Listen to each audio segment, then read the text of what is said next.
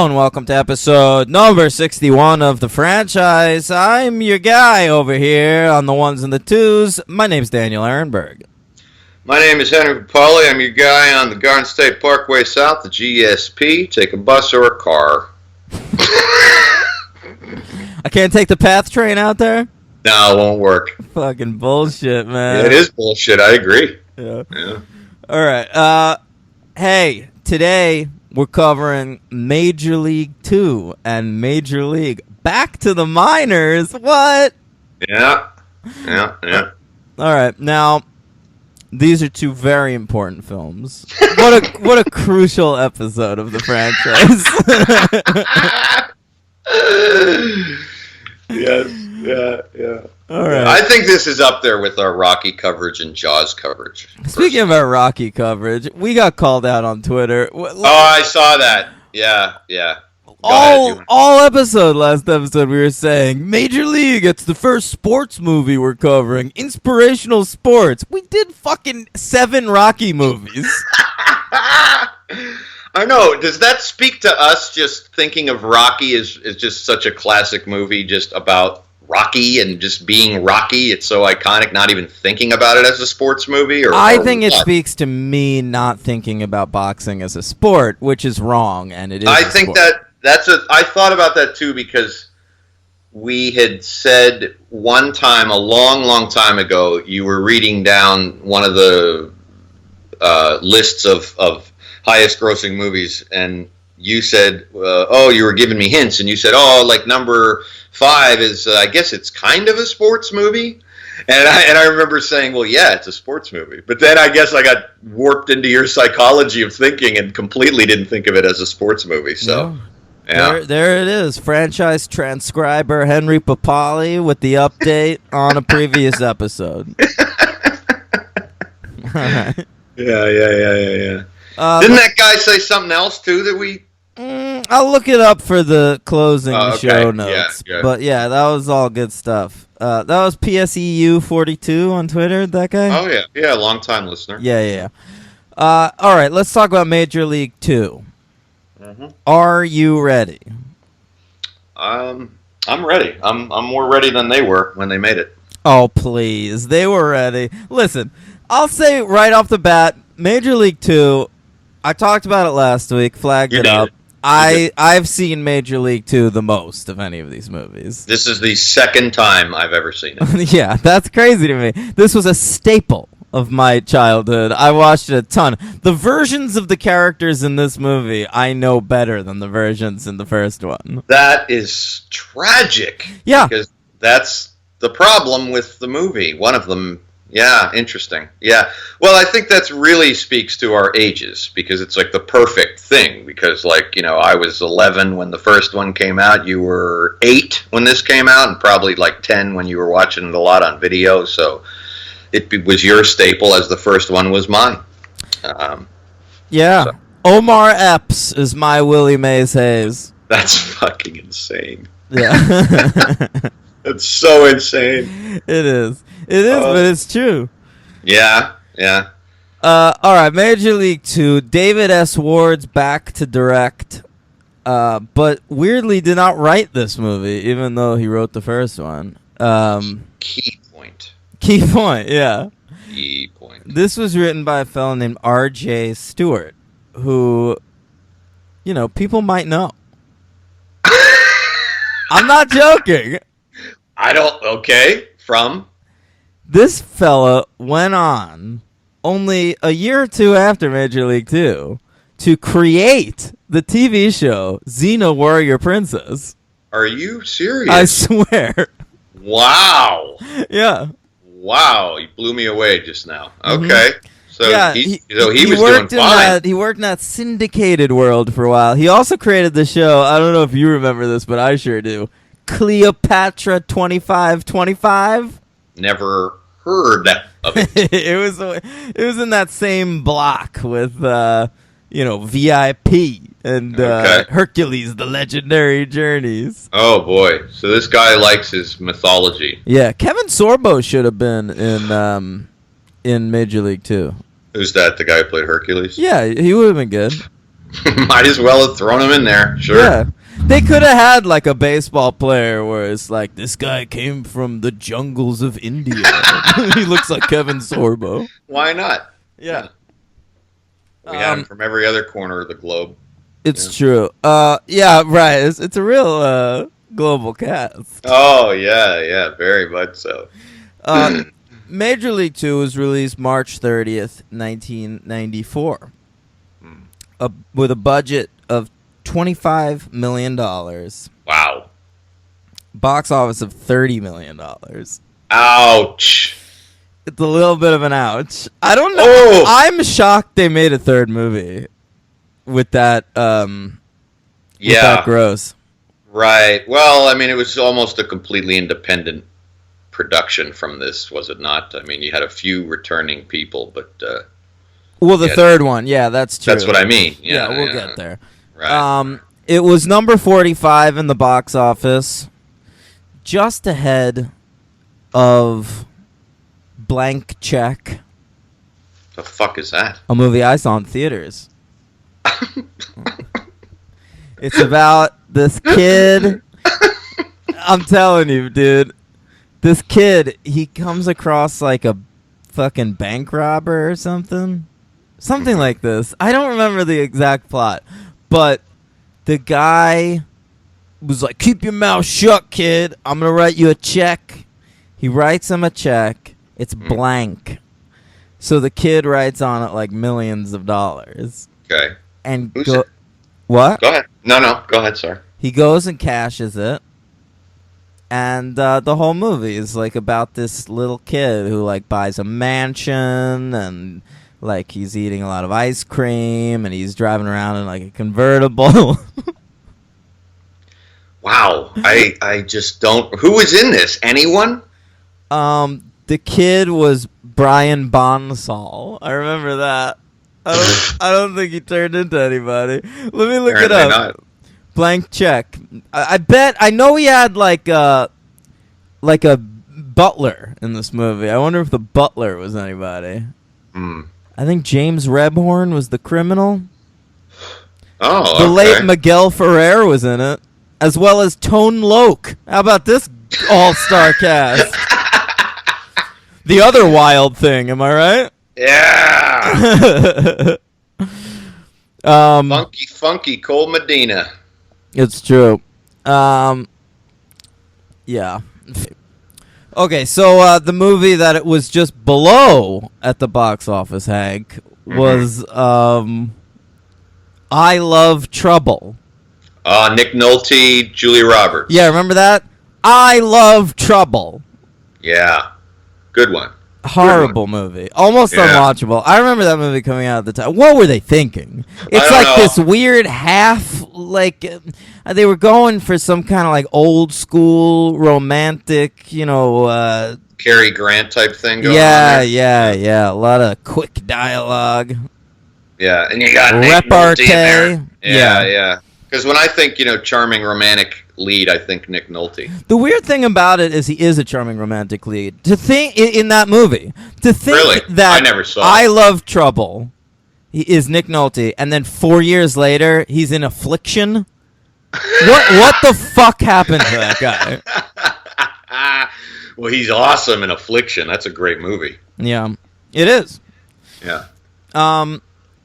I have the top 10 movies at the box office for, but did we do 94 at some point? I don't know. Do it anyway. I feel like we did. I feel like we did, but okay, all right. Well, we have our top 10 lists. We do. It's the top 10 in box office. It's Pulp Fiction at 10. The Mask at number 9. Okay. All right. Speed at 8. Ooh, I thought it'd be higher. Clear and Present Danger at 7. I forgot how well those Jack Ryan movies did. Yeah. Number 6, Dumb and Dumber. So Jim Carrey's got 2 movies on this list. Wow. Number 5, The Flintstones. Oh, wow. We'll cover that franchise. Oh, yeah. Number 4, The Santa Claus. Jesus. We'll cover that franchise. Number 3, True Lies. James Cameron just ever knowing what the people want. Yeah. Number 2, The Lion King. Number 1, Forrest Gump. Oh, of course. Yeah. People loved it. That makes sense. Now, do you want to do our personal 1994 lists? Absolutely. Okay. Here, what's your number 10, Hank? Legends of the Fall. Jesus Christ.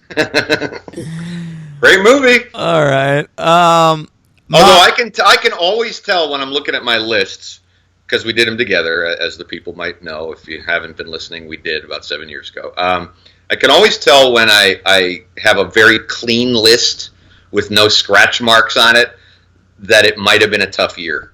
You know what I mean by that? Like, yeah, not a lot of great movies. When I just throw something on there, because I really like Legends of the Fall. I do not love it, but it's on my list, so I must have been grasping a little bit. But anyway. I'm very happy with my 1994 list. I'm happy with most of the rest of it, yes. Go ahead. Okay, my number 10 is lesbian indie classic, Go Fish. I never saw that. Yeah. Number 9, I have Clerks. Oh, that's my number 9. Oh, all right. Yeah. Number 8, I have The Last Seduction. Ooh, sexy Linda Fiorentino. Yeah. Number 8, I have David O. Russell's first film, Spanking the Monkey. Never saw it. Yeah. Number 7, I have, and this is the only time this director will appear on any of my lists, Heavenly Creatures. Oh, yeah. Peter Jackson. Yeah, it's Peter Jackson. Yep. Yeah. My number 7 is by the director of Valerian and the City of 1,000 Planets. And that's Leon, the Professional. Oh, good movie. Mm-hmm. Yeah. My number 6 is the great documentary Crumb. Ooh, how is that not on my list? So good. I don't know, man. That should be number 10. Let's bash off Go Fish. My number 6 is Danny Boyle's Shallow Grave. That is my number 5. Oh, okay. My number 5 is Tim Burton's Ed Wood. Oh, that should be on my list.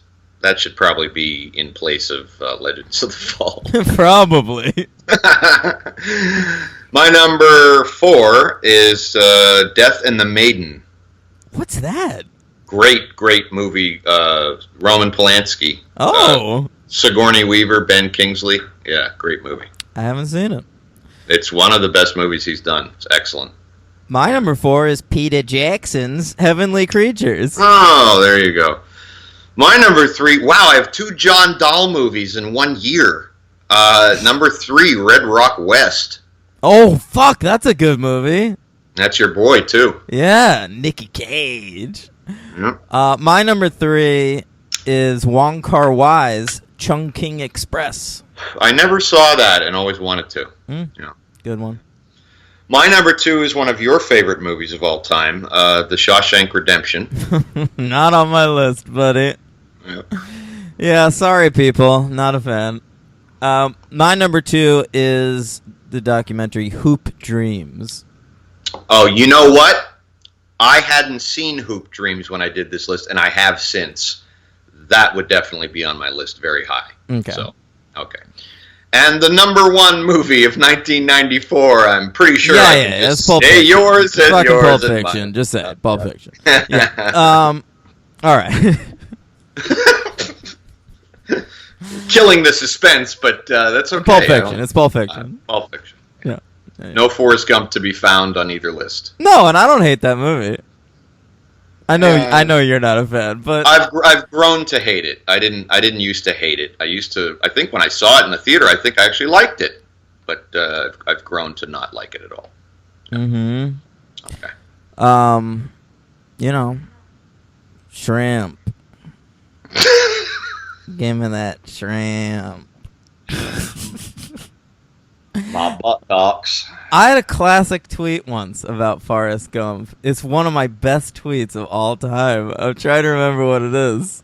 Oh. It's really driving me nuts. I'm looking at my own tweets on the podcast. Wow, what a 2017 narcissistic, amazing thing. It really is. It's great.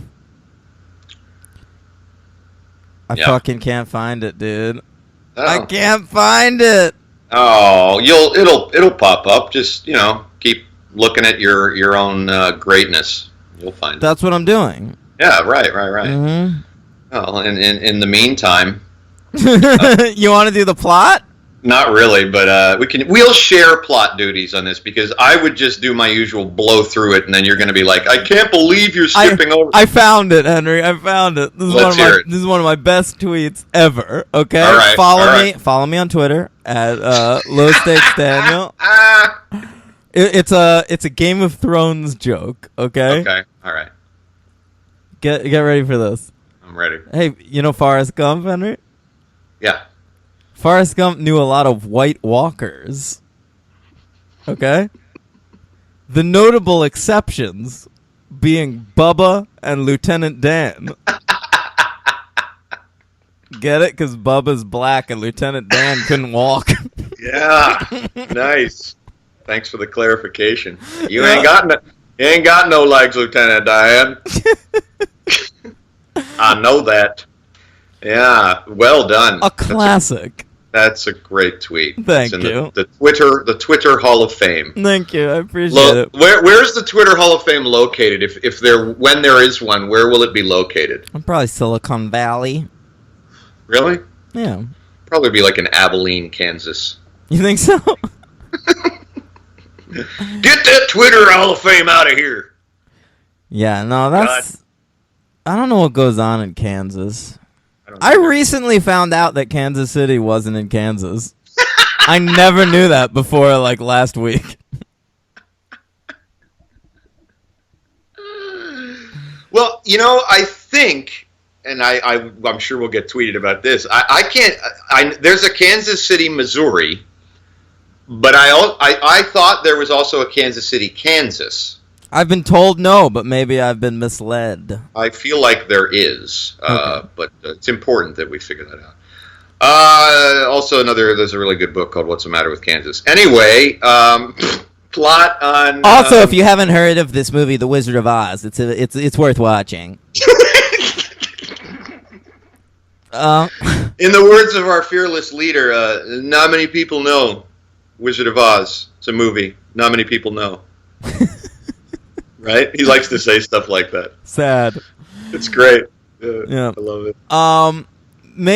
So this movie starts, we get a segment previously on Major League, and it lets us know all the classic moments from the first Major League that we need to know going into Major League 2.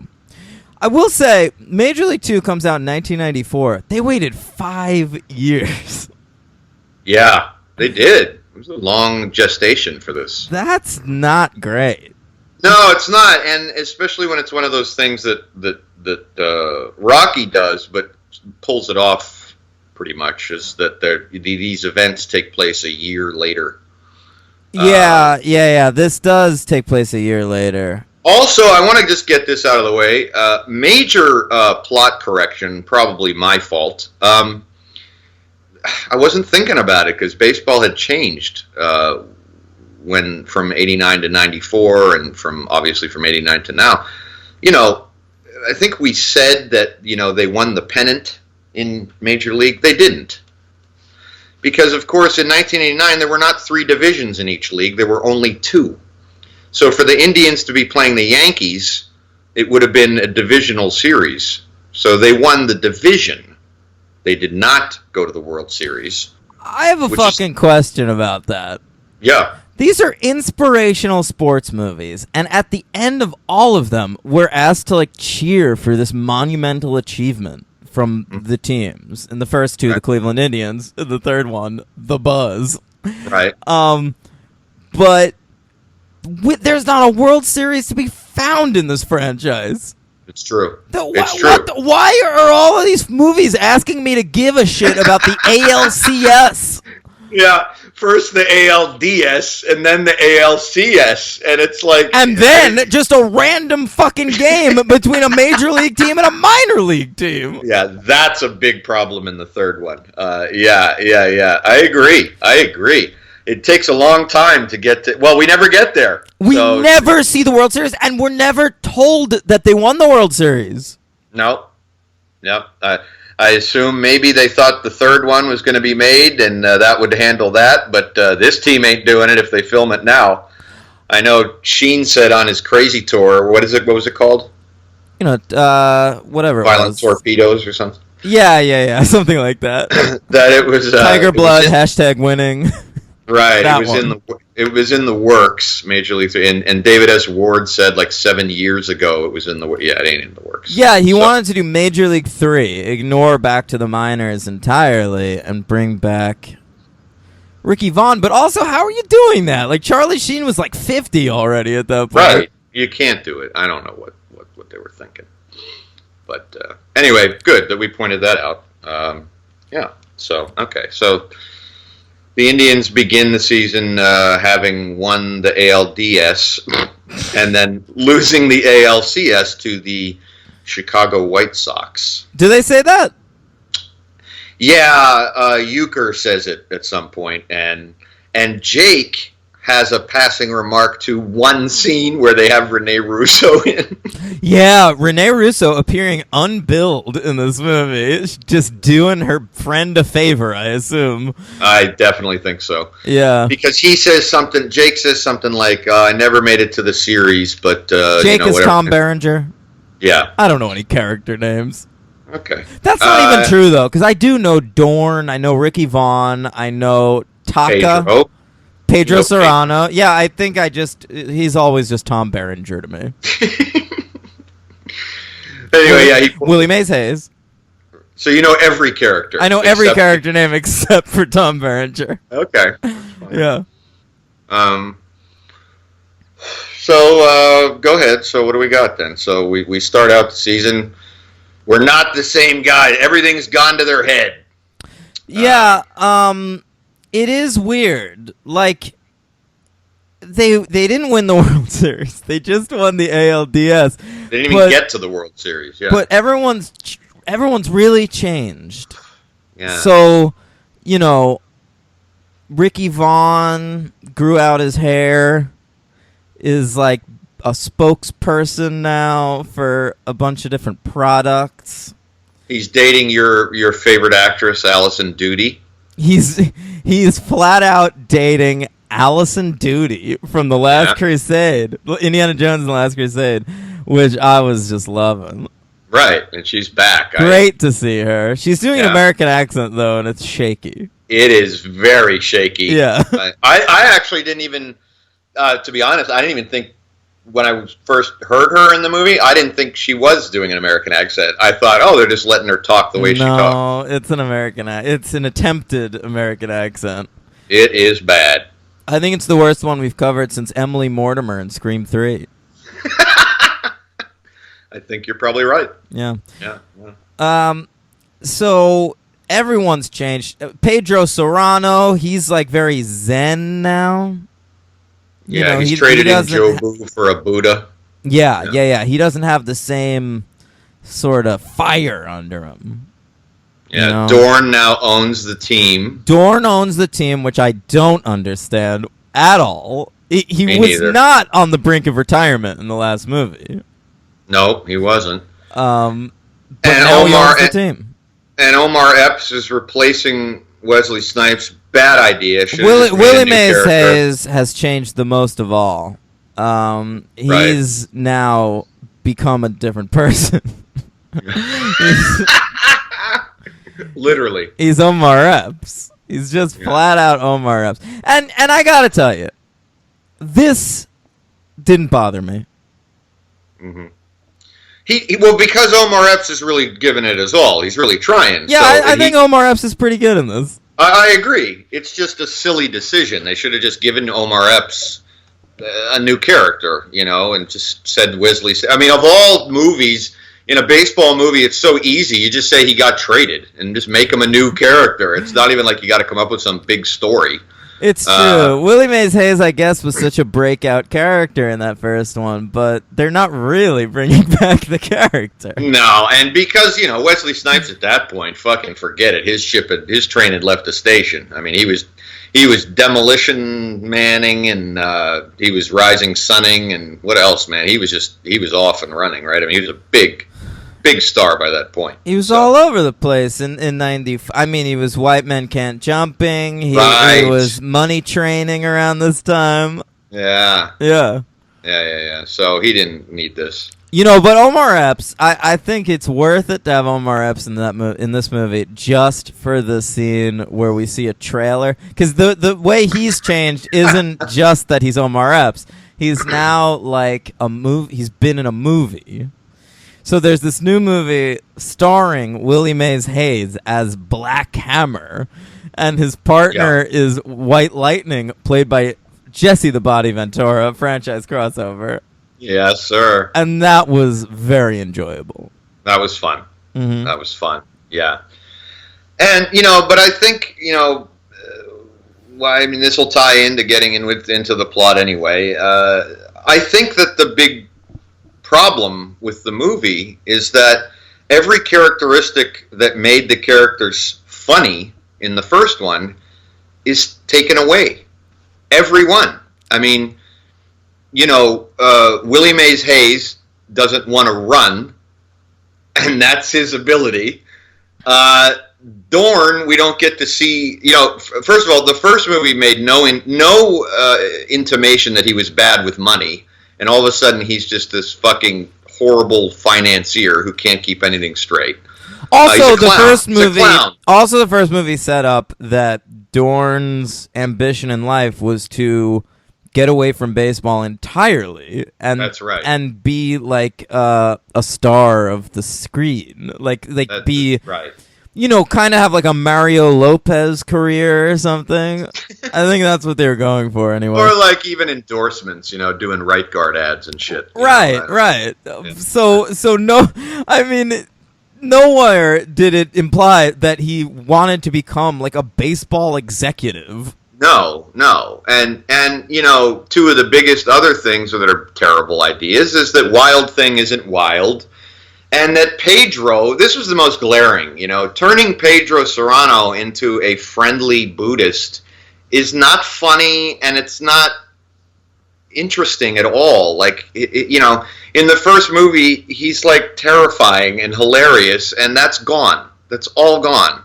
It's like, so everybody just loses all their individuality, which... and everybody gets it back. Like, that's the whole arc of this movie. They need to, like, get back their old selves to like win, but Dorn never does. No, right, but like the biggest arc in the movie is Charlie Sheen.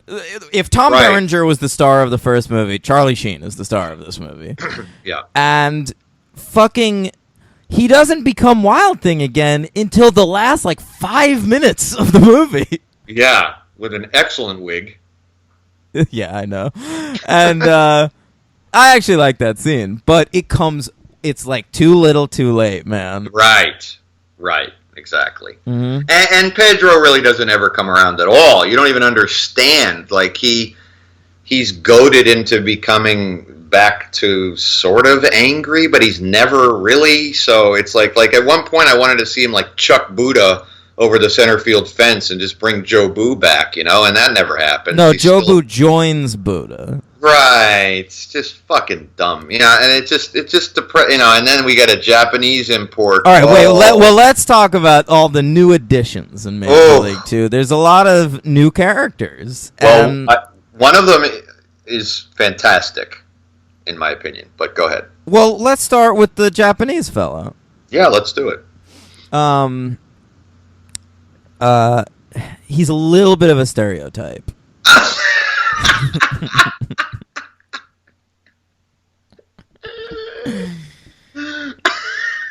Okay, so this guy would fit in perfectly in Chris Tucker's world of Asians. He's a samurai.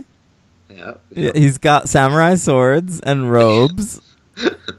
And his name is Kamikaze. Yeah, right. Just a little He's bit good. of a stereotype. He's good. A little bit. He can't speak English, but he can clearly understand it, so that's interesting. You know what's fucking insane? Where'd you watch Major League 2? On DVD? Yeah, I had a DVD. I rented the DVD. Yeah. Were there subtitles for Kamikaze? Yes. What was the story with that? No, I didn't know. I remembered there being subtitles for Kamikaze, and All right. Hulu did not have them. Hulu did it for $3, though. Yeah, I know. But for Major Right. League 2, he's just yapping in Japanese. I have no idea what he's saying. I don't know what the joke is. Right. Get it together, Hulu. Well, yeah, right. Oh, man. Boy. Yeah, I mean, it doesn't really... I'm sure we didn't miss any key dialogue, but maybe we did. Who knows? Yeah.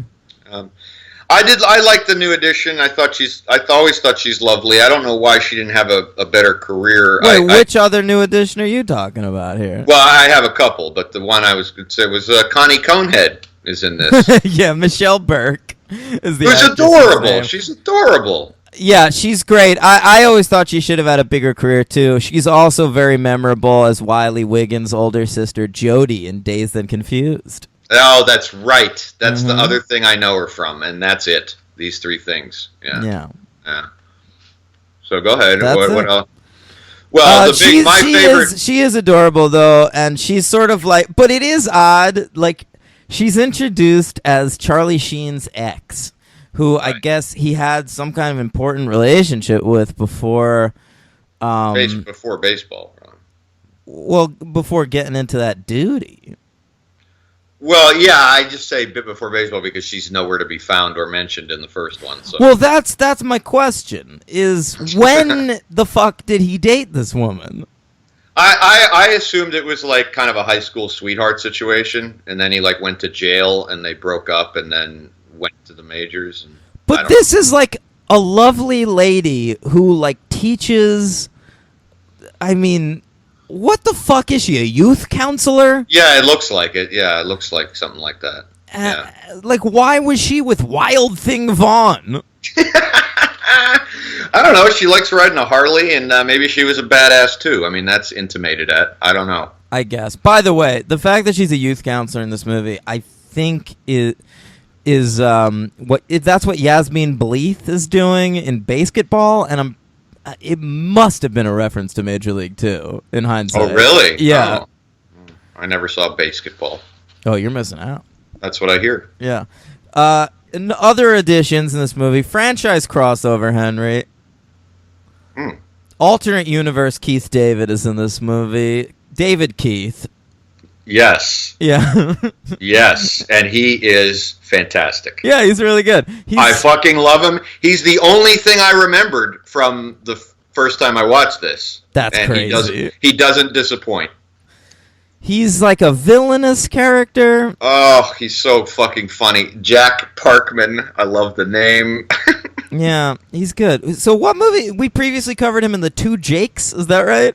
Yeah, right. He was one of the detectives giving J.J. Giddies Yeah. a hard time. Yeah, minor role, but he's good in that. He's just this one of these actors who just pops up every once in a while, and he's fucking great. And he's very funny in this. And frankly, I could have just watched a movie with his character. Yeah, you wanted to follow him over when he got traded. You're right. Yeah, exactly. He's great. We also have new addition, that guy who gets his head blown up in the first 45 minutes of Starship Troopers. Oh. Yeah. He's an Who's important this? character. He's that catcher who can't throw to the pitcher. Right, Rube. Rube. Yeah, his name is Rube. Come on. Try harder. Try a little harder. Fun little segue here. Not a segue, tangent, okay? As soon as I saw his problem in the movie, it immediately reminded me of somebody very famous and obviously based on this poor guy. Chuck Knobloch? No, but okay. So this movie actually led me to look up again Famous or infamous New York Met, Mackey Sasser. Do you know that name? Never heard of it. Okay. Played for the Mets for like 5 years, and he had the yips. He couldn't throw back to the pitcher after a traumatic collision at home plate. He could fire off perfectly to second and everywhere else, but could not throw back to the pitcher. And so it led me to this thing I found on Google that was a 30 for 30 short, 15 minutes long, about Mackey Sasser. Hey. And it was fantastic. And Knobloch is mentioned. Good. I love that. But yeah, so this character is clearly based on Mackey Sasser, who got cured after seeing 150 different psychiatrists. He found 2 that figured out his problem. Well, this guy gets cured. He memorizes the profiles of the centerfolds in Playboy, right, and he recites them to himself when he has to throw to the pitcher. That's right. Yeah, it's great. And poor Mackey Sasser was an active player when this movie came out, so I feel bad for him because he probably had a little bit of a Bill Buckner situation going on there. Or that kicker for the Buffalo Bills, Scott Norwood. Yeah. Yeah, his kid, Mackey Sasser's kids were probably like, "Dad, is that based on you?" No, kids, no. Plenty of catchers can't throw back to the pitcher. So many new additions to Major League 2. Say again? So many new additions to Major League 2. We haven't even covered them all. How about new character Jay Leno? Ugh. I cringed. Yeah. Yeah, Jay Leno. I just can't look at him anymore. After the Conan debacle? Yeah, I can't do it. And I'm all, It was a weird scene.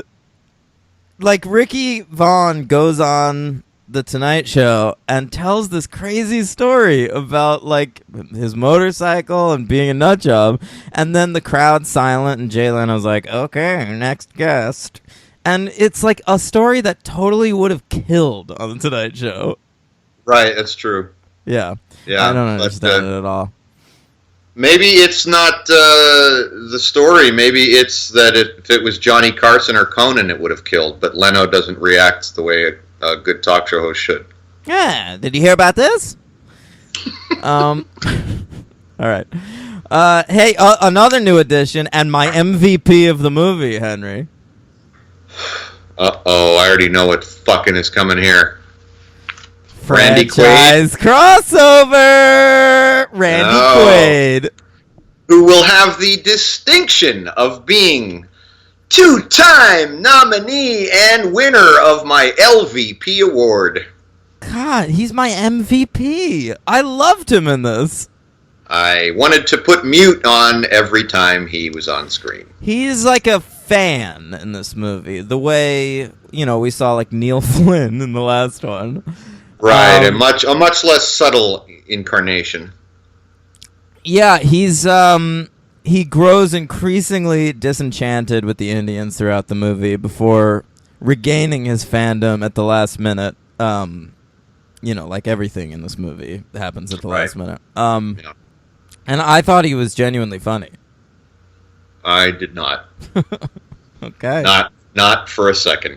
It's one of the only times I wrote down my MVP. Oh, I always write them down. You don't write them down? No, I come up with them on the spot. Oh, wow, look at you. Yeah. Well, I prepare for the show. So. I prepare plenty. I do all the stats. Oh, Fuck shut you. up. Shut up. Yeah, so that's it. There's also Richard Schiff in this movie, Henry. Yeah.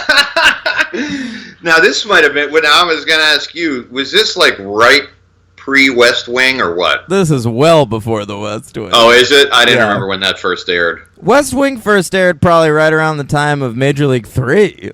Oh, is it that late? I thought it was like mid-90s. No, 98, I think. Okay. Yeah. All right. Because it's weird. Everything's off in that show where, like, the presidential elections in real life happened in, like, 96 and 2000 on that I remember that. Yeah, yes. They happened in 98 and 2002. I remember that when you forced me to watch the first 2 seasons. Yes, I remember that. What do you mean, forced you? When we were roommates, I was curious about it. You lent it to me. I got through the first 2 seasons. Yeah, it's a great show. Wasn't my thing. Oh, I love Aaron Sorkin, but that's one of my Aaron Sorkins. I can't get. We've discussed that. It's the second best thing Aaron Sorkin's ever written.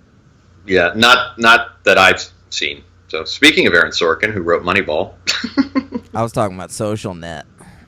Oh well, there you go. Yeah, 2 things that I liked much more. Well, loved. Yeah, more. Yeah. Anyway.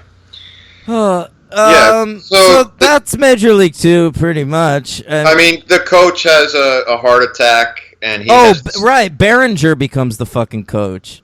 Right, because Lou Brown has a heart attack, and he's in the.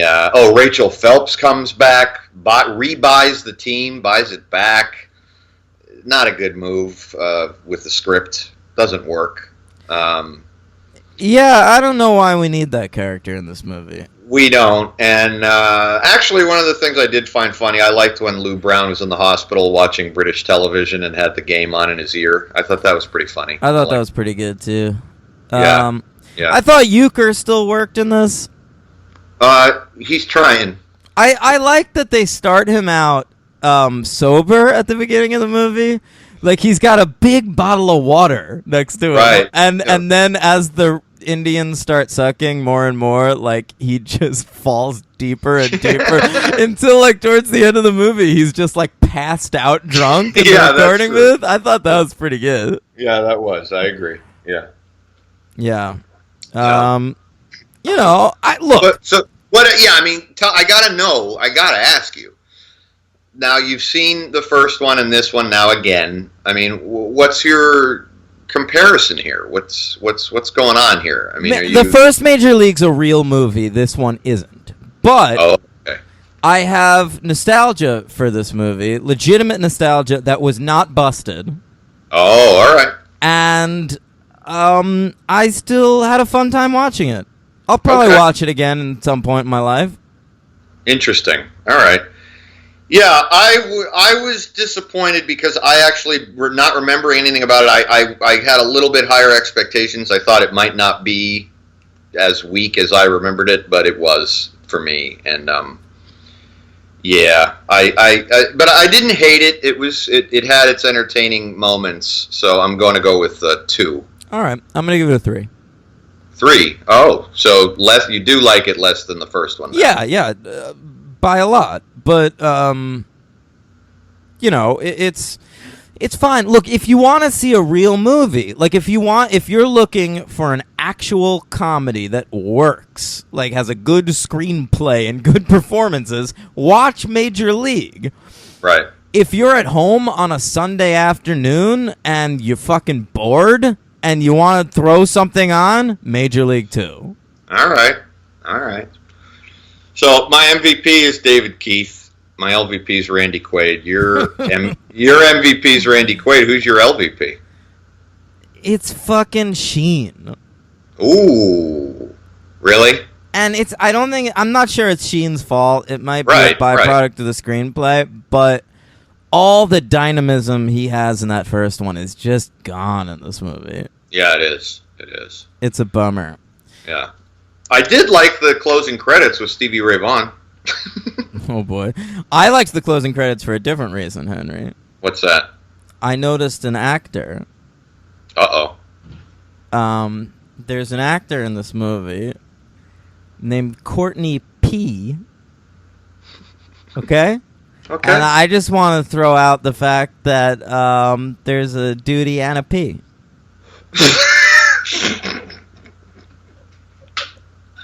All right. Okay. Thrown out and caught. Yeah. Basket catch. Do you know who Courtney P. played? No. Oh, okay. Doesn't matter. Doesn't matter.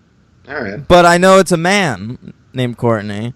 Oh. So I think that P and Duty should get married. Yeah, maybe they did. And then she can change her name or hyphenate it to Allison Duty Pete.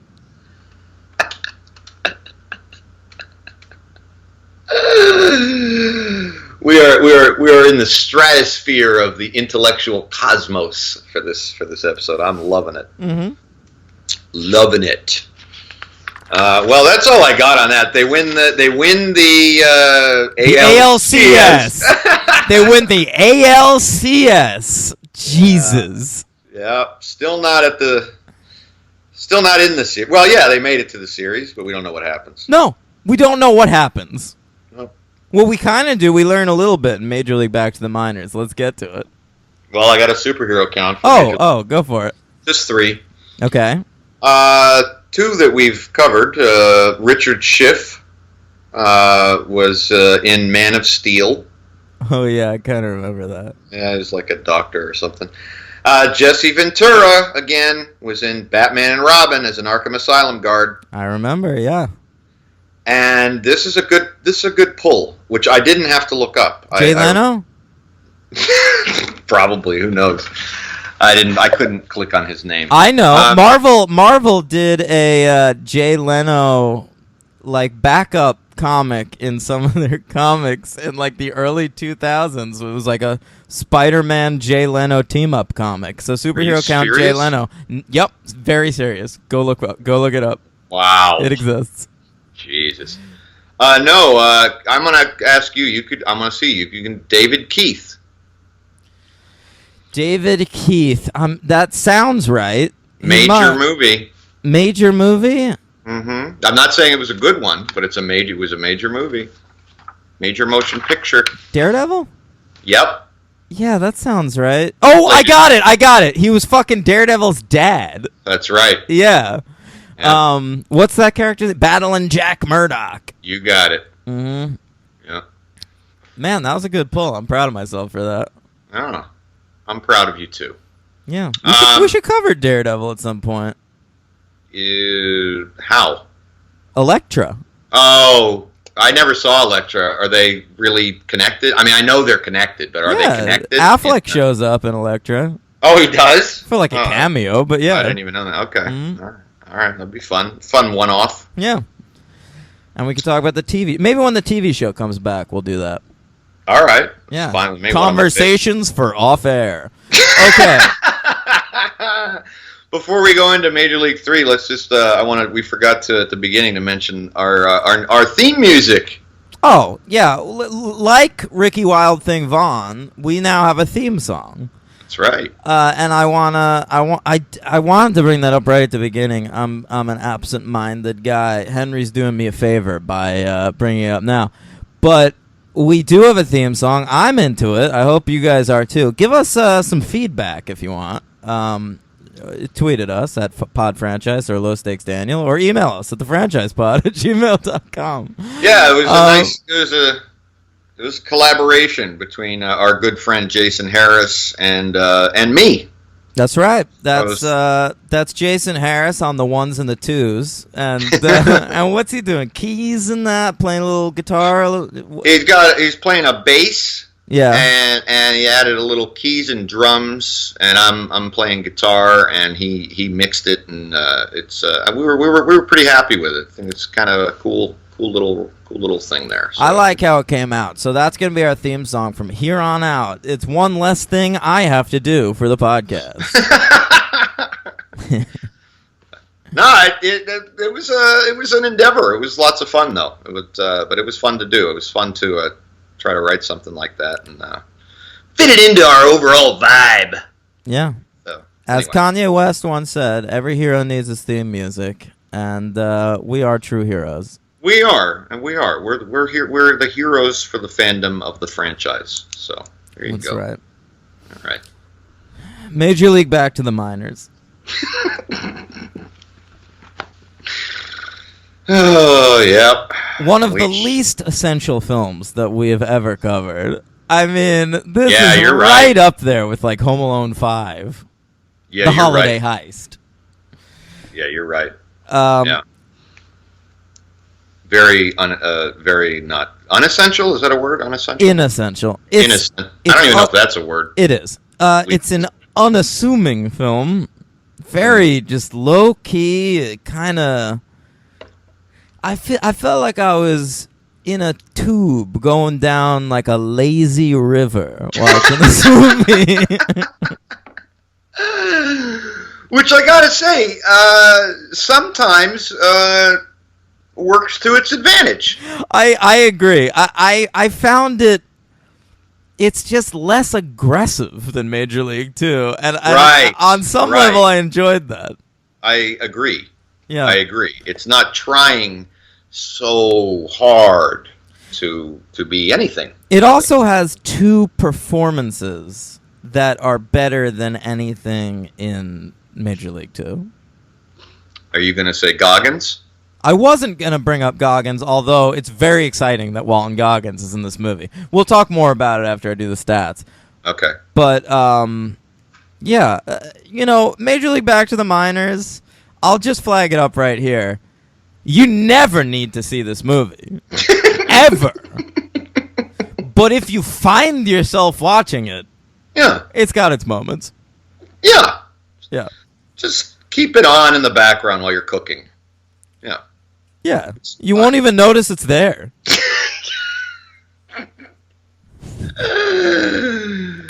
Yeah. It's directed a new auteur, another writer-director involved in this franchise, a fellow named John Warren. Never worked again after this. Yeah. But right. he did write and direct another movie that I've never seen, and I'm going to watch it. I didn't know it existed before doing my research. Okay. All right? The year before he wrote and directed Major League Back to the Minors, he wrote and directed a film called The Curse of Inferno, starring Pauly Shore. Oh, well, there you're in. And Yeah. I've never heard of it. I'm stunned. And I've seen every Pauly Shore movie. Obviously, you haven't. Listen, I can't say that anymore because now I know this exists. I gotta watch this thing. Yeah. You sure do. I'm on. I don't. So that's bully for me. I love Pauly Shore. I recently watched Encino Man twice in 1 week. Recently. Right. And I've seen them all. Son-in-Law, Yeah. Biodome, Jury Yeah. Duty, In the Army Now. Yeah. How many Pauly Shore movies have you seen?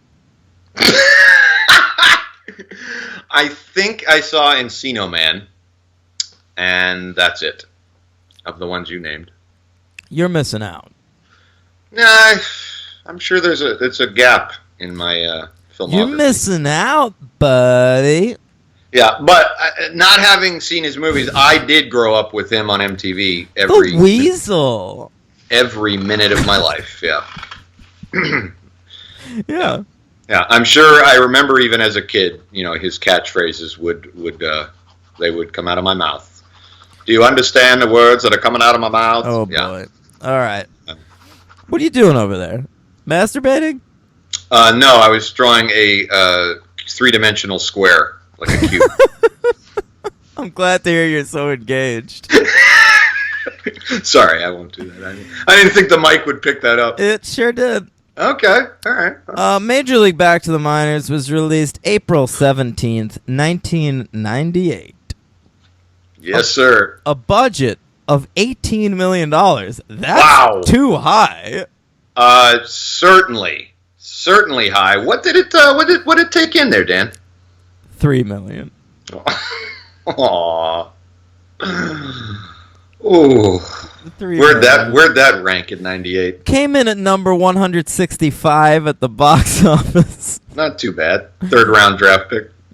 Between Kissing a Fool, Oh, I remember that. yeah, David Schwimmer, and Jason Lee, a young Jason Lee in that movie. You're a doppelganger if they ever make a movie about you. No, that's crazy. I've been saying that for years. You know that. I know. I don't get it. Jason Lee, folks. It's Dan. Noted Scientologist Jason Lee, and Pi, Darren Aronofsky's first film. Oh, that came. Oh, yeah. Well, that's not surprising. Yeah. Had a much lower budget than this. I assume. Yeah, wasn't Pie made for like $300 or something? Something like that. Yeah. How about our top 10 movies of 1998? Let's do it. Let's do it. We might have happy. done this before, but who gives a shit? Let's run through it. Let's run through it. What's your number 10? My number 10 is Bullworth. Ooh, that's a good movie. I like it. My number 10, and it should be higher, is I must have been embarrassed at the time. I am no longer embarrassed by my love for this movie. Brian De Palma's Snake Eyes.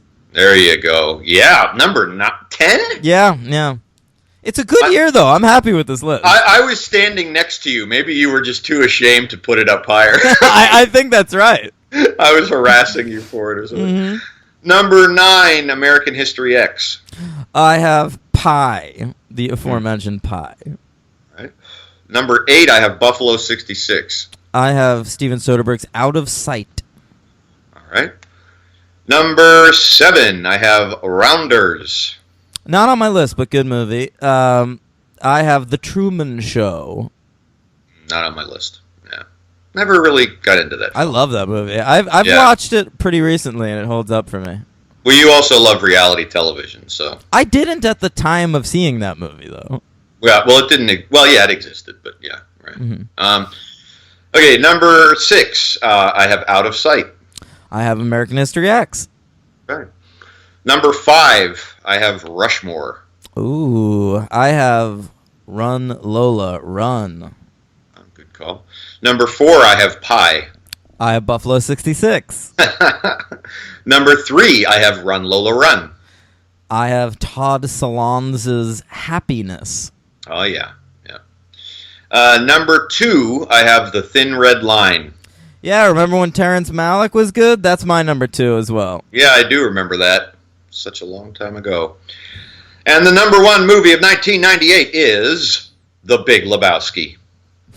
Oh, no. Hands down. No! Hands down. Not on my list. Obviously. You're not a fan of that movie. Oh, that's exhausting. Yeah, but I stand fully behind that. Mine is Rushmore. Yeah, can't argue. No, go ahead, Dan. Keep ragging on the Lebowski. It's overrated. All right. It's not very funny. Right. We can cover it on the podcast soon. How's that? Isn't John Turturro writing and directing a movie starring his character from that movie? Boy, I didn't hear that. I don't know. I think that's happening. Oh, all right. Yeah. That'll be fun for me. Okay. I hope Tara Reid is on it. Her toe? You think her toe will be in it? Oh, you don't know. You wouldn't get that. Oh, it gets chopped off? Oh, you remembered. Listen, I've seen that movie like 5 times, Henry. Because, really? Yes, because when I was in college and just after college, every time I was at someone's apartment getting drunk, they would at some point find out I didn't like The Big Lebowski and say, you just need to see it again. And they'd put it on, and I'd be forced to fucking sit through it. That's infuriating, I have to admit. Yeah. That's infuriating. Yeah. Yeah. You're not going to like it. You don't like it, you're not going to like it. That's it. Yeah, I don't like it. Fine. Yeah. Free I country. like Jeff Bridges in it. Oh, okay. It's a good performance. Makes no sense. Okay.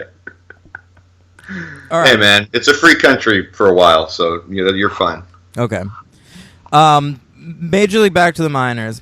It opens on a fake Randy Newman score, which follows this movie. I mean, this movie is so unassuming. The whole score of this movie, everywhere you go, the score is just a doop ba doop ba doo, a doodle dee doop ba doo, doop boop boo, a scooby dee doop be doo. You want to hear some of this guy's other credits, because he has about 1,000. Who is it? Who's fake Randy Newman?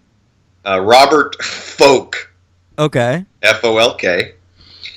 I'm just going to pick and choose here. You're ready. Police Academy. That's about right. Bachelor Party. Yep. Police Academy 2. He likes a light comedy. Is Police Academy 2 their first assignment? Yeah. Thank you. Good call. Man.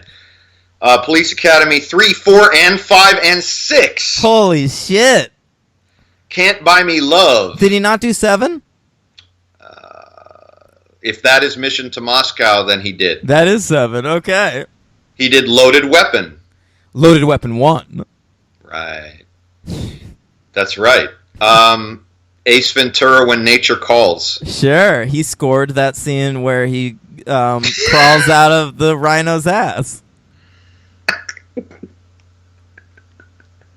I don't know why I found that so funny.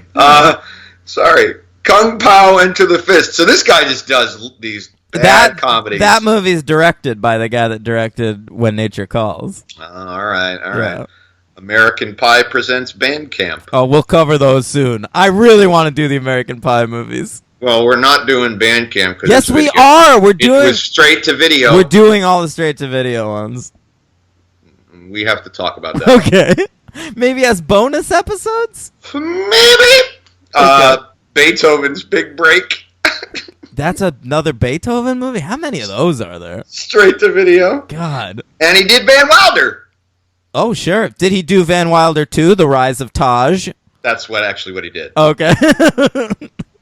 And then my most recent, he did There Be Dragons. Oh, is that a weird action movie? I think so. Yeah.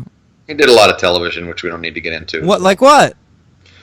Okay. A lot of 80s. Yeah, I mean, it is fascinating. A lot of 80s stuff. Are you ready? You're going to love it. You're going to love it. I'm ready. Heart to Heart. Great. Knots Landing. Great. Falcon Crest. So good. Fairy Tale Theater. Oh, okay. Shirley MacLaine. Tall. I think you mean Shelley Duvall. That's what I meant. The new Twilight Zone. Which one? 1986. Oh, the 80s one. Okay. Yeah. Tall Tales and Legends. I've never heard of that. Yeah, that's a thing. Prince of Bel-Air, not the Fresh Prince of Bel-Air. Wait, it has to be the Fresh Prince of Bel-Air. I'm going to click on it. It's 1986, so it isn't. It's just called Prince of Bel-Air? A romantic comedy film made for television starring Mark Harmon and Kirstie Alley. Holy shit! This is a find. Okay. Is it? Yeah. Yeah, I mean, how is there a Prince of Bel-Air? Is Fresh Prince of Bel-Air a ripoff of it? Is this movie written by the same two Jews that created Fresh Prince of Bel-Air? I don't know. Was Fresh Prince of Bel-Air written by Dory Pearson and Mark Reed Rubel? Nope. Okay, then. Yeah. They switched the Mark Harmon role for Will Smith. They're always at the same auditions. What's that Mark Harmon summer movie? Is it Back to the Beach or Summer Rental? No, that's John Candy. He's not in it. No, Summer this is School? Maybe. Yeah. Oh, I wish that had a sequel. Probably does. Yeah. All right. Major League 2, Back to the Minors. It's Major League 3, Back to the Minors, and it's not even. It's not numbered. It's a colon movie. Both correct. It sure is a colon movie. All right. I had to make my own scatological joke after yours. So, Corbin Burnson now owns the Minnesota Twins. Yep. And he needs a new coach for their AAA team, the Buzz. Right. All right. So he finds Scott Bakula. He found him in a time warp, right? Is that where he found him? Quantum Leap reference? Yeah. That's all I know about Scott Bakula. No, he's a good actor. He's been in a lot of stuff. I loved him as Chuck's dad and Chuck. Okay. Wasn't he in a Star Trek thing, too? Yep. He was the captain of Star Trek Enterprise, which is sort of the forgotten Star Trek show. Okay. I will say I genuinely think Scott Bakula is a good actor, and I think he's giving a good performance in this movie. Yeah, I mean, he looks a little disinterested, but that's fine. I think most people in it are. Yeah. He's my MVP. Yeah? Yeah. No, I have a pretty clear MVP. I also think Corbin Burnson has it together. I think he's more engaged in this movie than he was in Major League 2. Yeah, I think you're right. I mean, they still make him into a fucking clown, but yeah. Less so, though. I think he's more of a real person. He's got a better haircut. He's speaking like a like they're giving him lines that are clownish, but like he's giving a performance. Is this the one where he's in the bar dancing and falls on his own feet, or is that in 2? I don't remember. This is the one where Kamikaze and Pedro Serrano duet in a bar to Oye Como Va.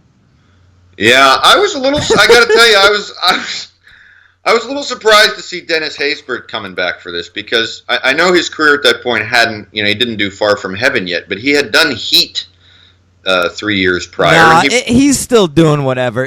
Dennis Really? Haysbert didn't actually. He was not a name until 24. Yeah, I guess you're right, and that's weird to me. Yeah, but okay, I'm looking him up right now. Yeah, he had roles in Waiting to Exhale and Absolute Power. But yeah, you're right. Nobody knew who the hell he was. Yeah. Oh, no one was like, let's get the guy from Absolute Power. He was in Navy SEALs. You think that's because he met Sheen on Major League? Sheen was like, I know a guy. It's possible, yeah. Hey, Navy SEALs is a fun movie. I've seen it. Long time ago. I don't remember it. Yeah.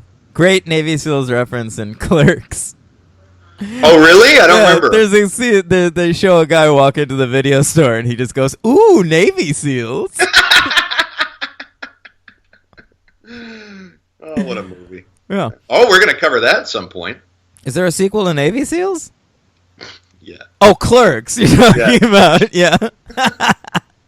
Yeah, right. Clerks 2. There probably is a sequel to Navy SEALs, to be perfectly honest. But, yeah. Yeah. Anyway. So Bakula's going to run the Buzz.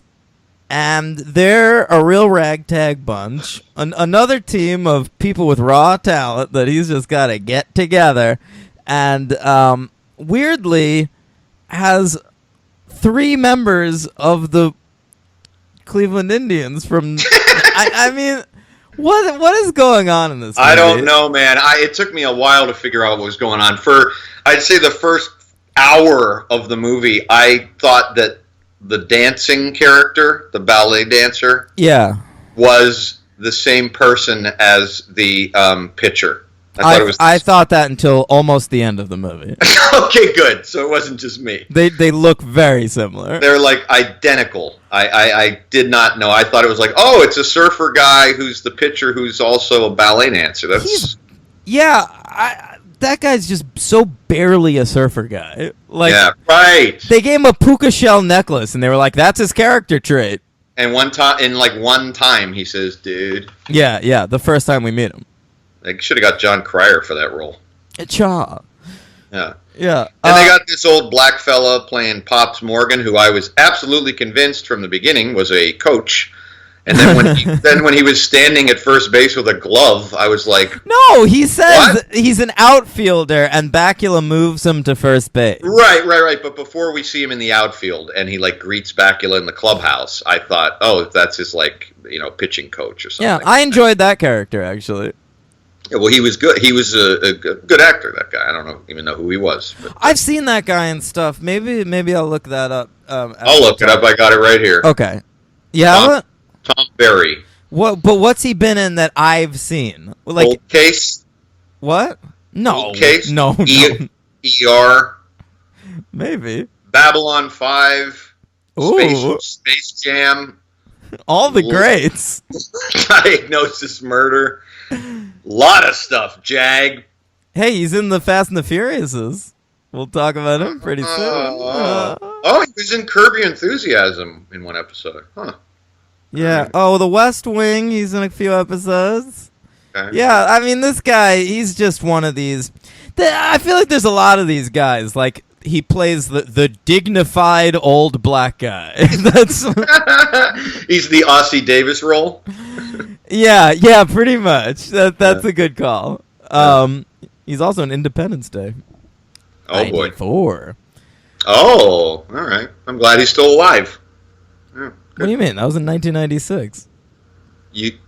ID4. Every time you say ID4, I keep thinking it's the sequel. I keep forgetting that the first movie, Independence Day, Roland Emmerich had such balls to give his movie a moniker. Yeah, it has a nickname. I love it. I love that. Just the sheer balls on that. It's not even a sequel yet, and it's just it's ID4. It's like, Well, it fucking is. I still call it ID4. Clearly, I did not remember. Yeah. So, but there's wait. I want to talk about all the characters that are returning from the second movie.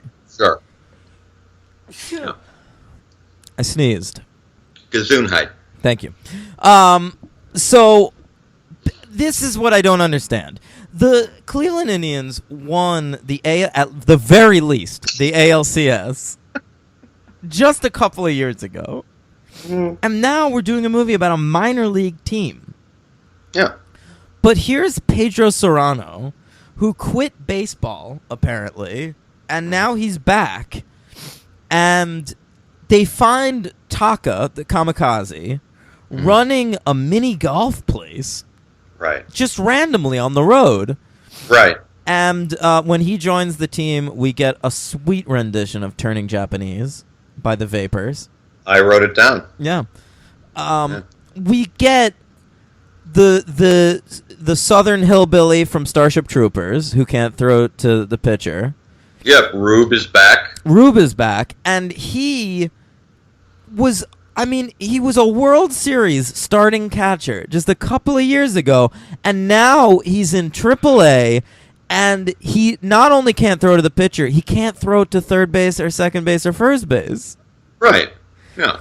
He's developed even more issues, and I think this is like a sad story of a World Series contending team that just fell apart. The movie I want to watch, Henry, is the 30 for 30 about the 1994 Cleveland Indians fake team. Yeah, there you go. What happened to the rest of them? Did Tom Berenger kill himself? Maybe. And Rene Russo in a murder-suicide? I mean, what else happened? Willie Mays Hayes is in jail for serial rape. Maybe. I mean, what is going on? Probably tax evasion, but I don't know. Bob Uecker is also the announcer, the color commentary guy for the Buzz. The totally sober announcer now. Yeah, he's always drinking from Blimpies cups in this movie. Yeah, there's a lot of Blimpies product placement. Yeah. Give me a break, Blimpies. Well, they were competing at the time. I know, not anymore. They've always been like the fourth best fast food sandwich shop. I agree, and I do seem to recall with shame that I ate there quite a bit when there wasn't a Subway around in New York. I would never eat you'd never catch me dead at a Blimpies. If there's no Subway, I'll eat at a Quiznos. Ooh, yeah, I'm not a fan of that. Yeah. Better than Blimpies.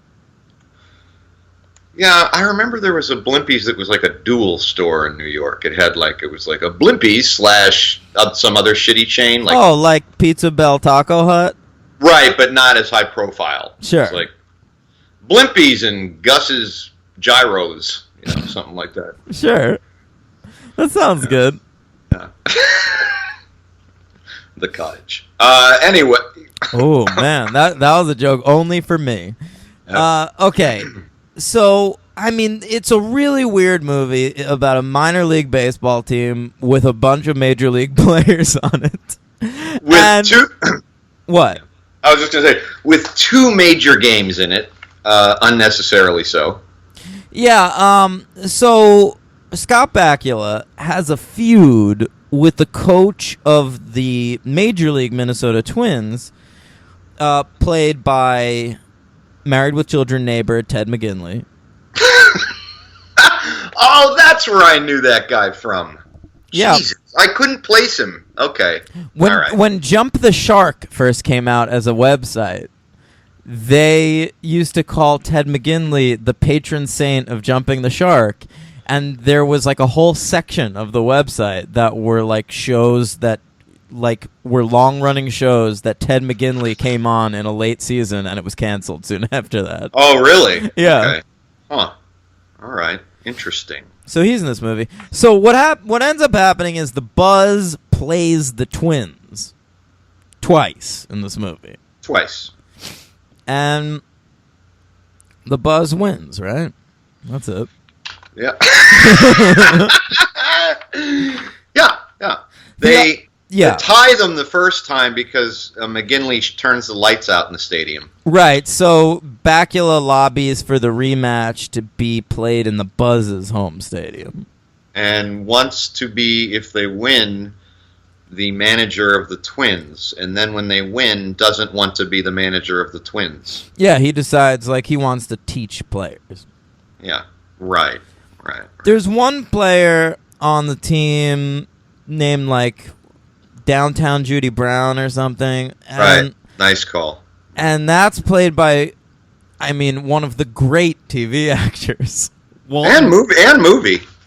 Lately. Walton Goggins. Yeah. Best remembered probably as Shane from The Shield, or as... Ooh, what's his character's name on Justified, Henry? I don't know. I don't watch that show. No. Fuck. I don't know. I mainly know him from movies. Like, we covered him when we did Predators.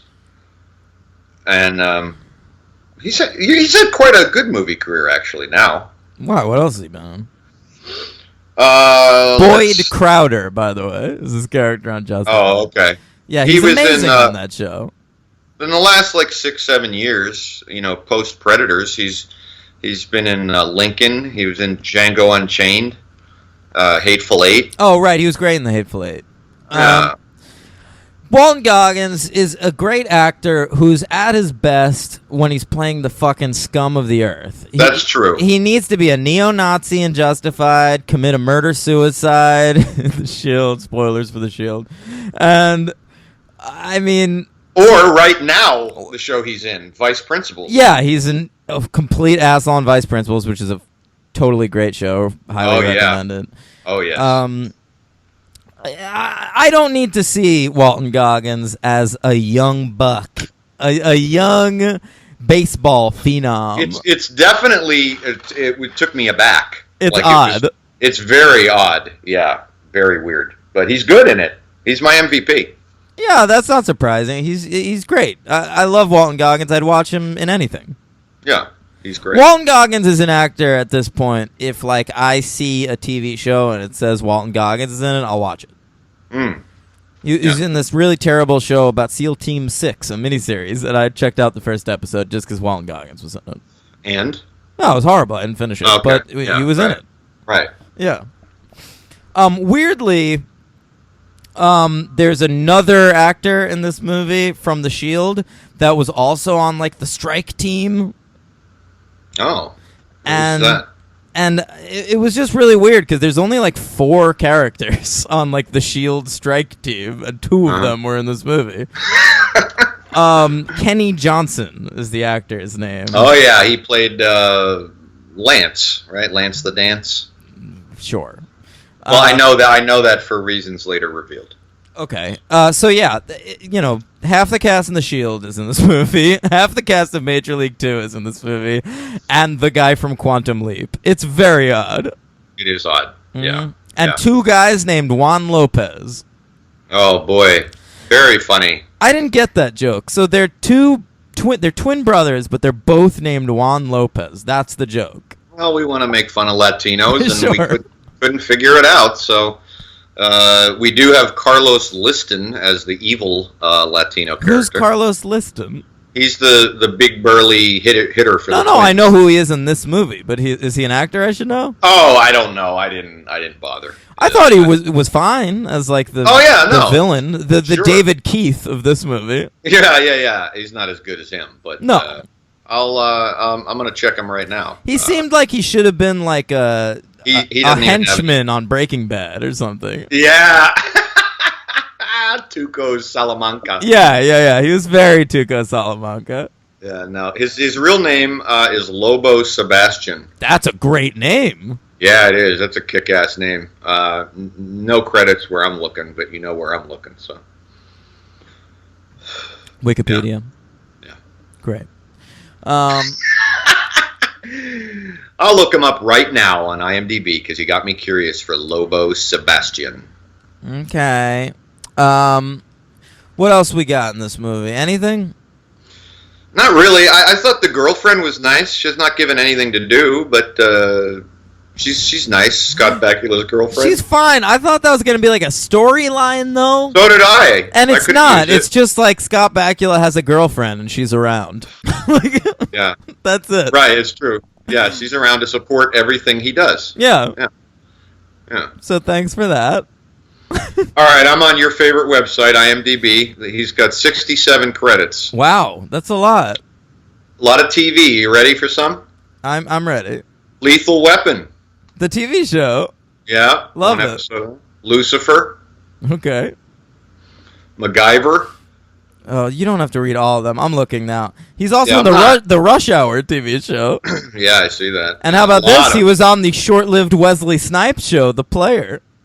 Oh, you mentioned that last week. One Yeah. episode of Marin. I probably saw. And him The on that. Shield. Yeah. God, the whole fucking cast of The Shield is in this. He's in one episode of Lost, one episode of Curb. Oh, I kind of remember him in that. In Curb? Yeah. Oh, The Christ Nail episode. He plays Jesus. oh, yeah. Oh, man. We'll cover him again in Leprechaun in the Hood. For sure. And next Friday. Oh, there you go. Yeah. I'll tell you what, he's never played a character with as good a name as Lobo Sebastian. That's for sure, man. Yeah, he's just used that name and everything. He should. Yeah. Appearing as himself. Mm-hmm.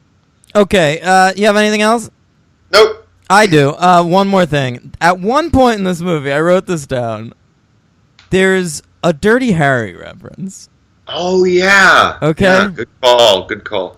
So, someone says, "Do you feel lucky, punk?" Well, do you? All right?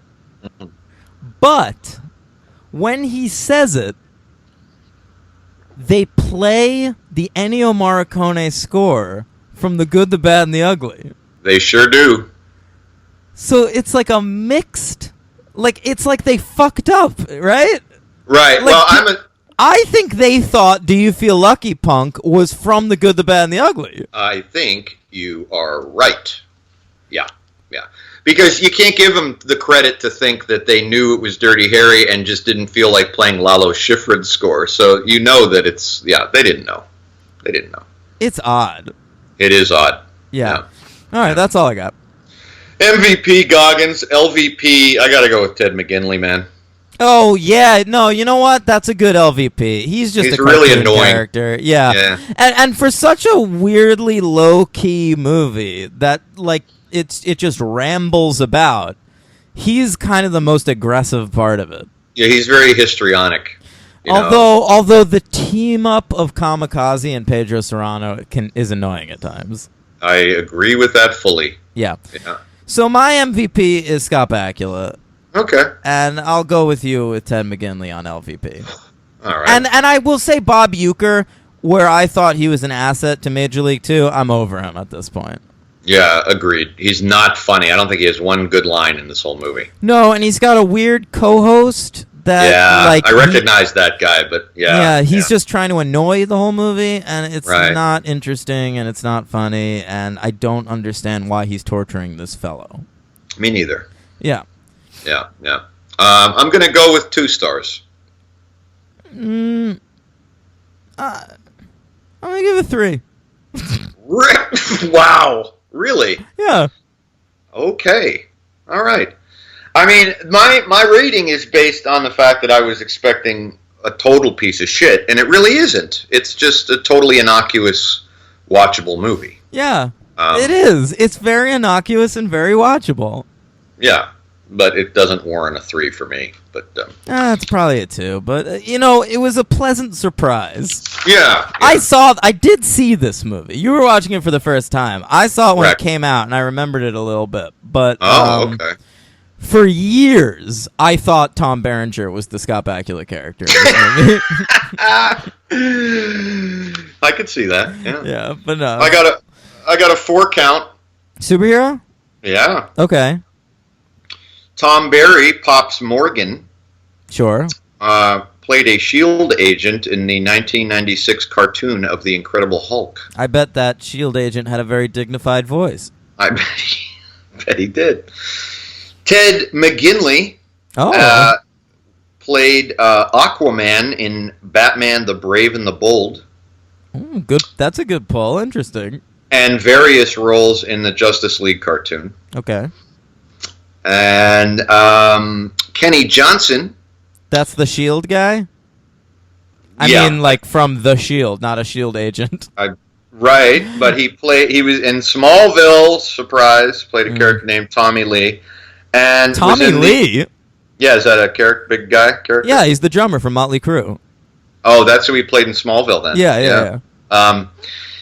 And he was in the failed pilot 2006 of Aquaman, playing a sheriff. That's great. Oh, that poor pilot. Yeah. And the two forgotten TV pilots, the Aquaman pilot and that fucking Wonder Woman pilot with Tyra from Friday Night Lights. Ooh. Yeah, written directed by David E. Kelly.